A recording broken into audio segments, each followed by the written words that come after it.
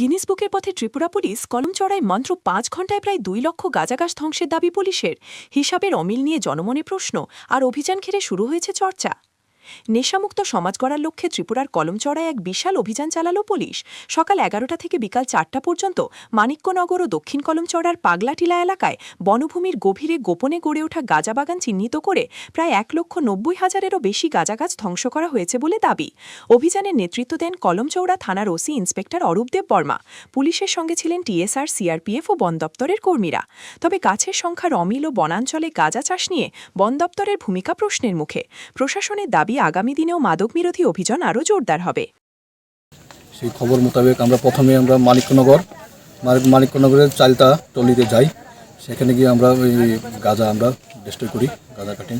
সঙ্গে ছিল আমাদের থানারই এসআই বিশ্বজিৎ দেববর্মা এবং আমাদের স্টাফ আছেন, এবং সঙ্গে আছেন আমাদের টিএসআর বাহিনী।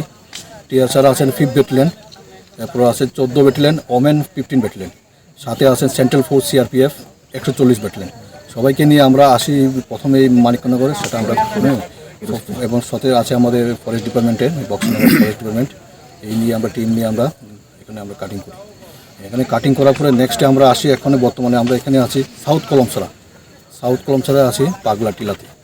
সেখানেও আমরা সেই মোতাবেক আমরা প্লট আমরা আছে গাঁজা আমরা ডিস্ট্রয় করি আমরা এবং কাটিং করি। কত হাজার গাঁজা গাছ?